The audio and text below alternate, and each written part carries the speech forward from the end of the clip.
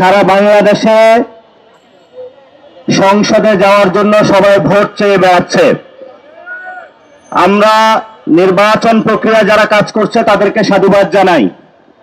কিন্তু ভোট পাওয়ার জন্য, কিছু সুবিধা পাওয়ার জন্য গণ অভ্যুত্থানের পূর্বে